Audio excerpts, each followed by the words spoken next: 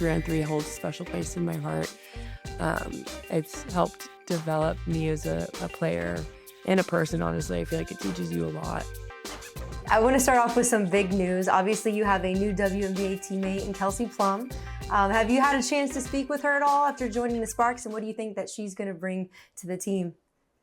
Yeah, we've texted, and I just am a huge fan of her. I think she's a wonderful human, and we have the same trainer, so I've definitely been, in her corner. We've worked out together since I was pretty young, so I'm just like very thankful for her mentorship. And I think, she's exactly what we need. An amazing vet teammate. She can obviously score the ball. She's just like a good time. So I'm just very excited. And yeah, there's a press conference for her today. So I'll be seeing her later. Yeah. Real question here. I mean, how stressful is it in the off season when all these trades are going on? You have no idea who's going where, what the team's going to look like, and even 3-4 months from then, like, how do you deal with it? And is it stressful for you?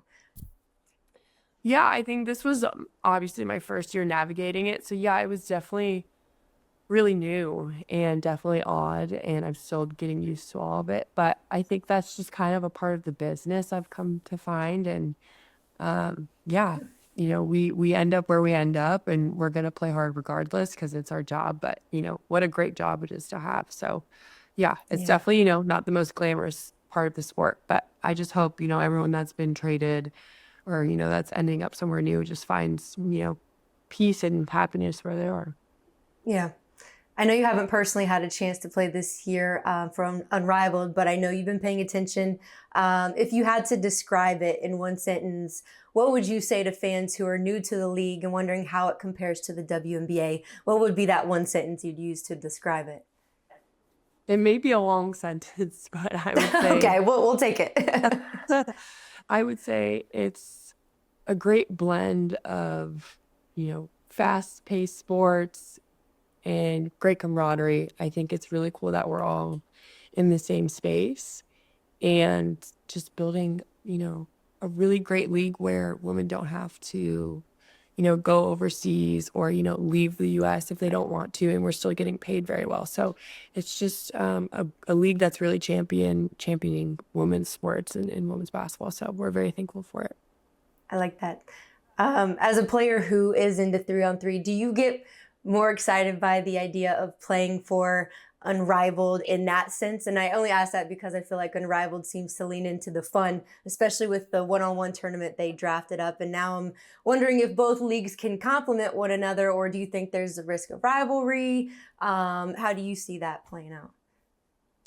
Yeah, honestly, I'm so glad I'm not like working for the league because I'm like, I don't know. I just know I'm glad I don't have to make those decisions, but I'm definitely just, very thankful to be a part of it. And, I will say like 3-on-3 holds a special place in my heart. It's helped develop me as a player and a person, honestly. I feel like it teaches you a lot because it's so fast paced and so difficult. Obviously Unrivaled's a little different from what I'm used to because it's full court and they're just slightly different rules, but it's definitely going to be something that I'm going to really enjoy doing next year. And yeah, I think it's just a really, really big deal. I don't think people realize how big of a deal it is for us. So it's really cool. Yeah. And even going off that, people not knowing how big of a deal it is, could you kind of explain the importance of the fact that, right now and for the future, that every player in Unrivaled right now has ownership in the league? Like, how important is that? It's really important. I think it makes us feel like we're truly a part of something bigger than ourselves. And yeah, we're just going to continue to build it up and hopefully this just keeps the momentum going and we just keep growing as a league, as female athletes, as basketball players. And yeah, I think it's also really cool how people like Coco Gauff have, ownership or, she's pouring into the league, and it's just a really cool environment to be a part of. You kind of walk into the arena and it truly like this energy hits you. So I can't wait to be back. I'll be back soon in March. So yeah.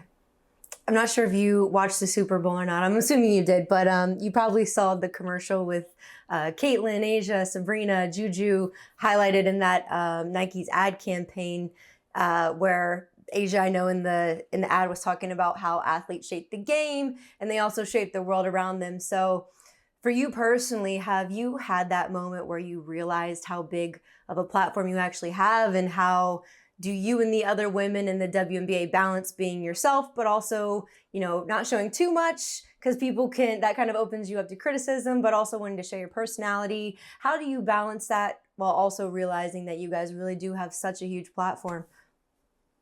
Yeah, I think it's simply just a privilege to be in this position. I'm nowhere on the same scale as the athletes you mentioned, but it's definitely still an honor to be, put in the same conversation as them. But I think as far as, the responsibility comes with it, we just Yeah. have to make sure we're leading good lives, being good people. I mean, as simple as it sounds, like we just want to, know that we have influence and continue to just put our best foot forward. And, hopefully, that'll follow for people and our fans. But yeah, but it truly is an honor, and it's definitely like the most fun job ever. So. Yeah. Last few questions here for you. March Madness is right around the corner.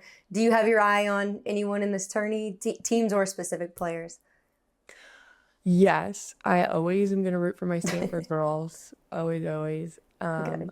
Definitely I am rooting for Paige, my girl Paige, because I just admire the journey she's been on. We're both ACL girlies, so we know what it's like to recover from injury.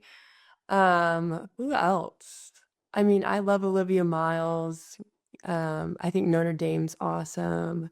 But yeah, there's just so many amazing teams. Obviously, my girl Kiki at USC. I'm very proud of her. Always rooting for Juju. So yeah, there's too many people to name, honestly. I feel like I'm still so tied in with the college basketball world, but I'm very excited to watch. Great. You mentioned Paige. She seems to be on everybody's radar right now.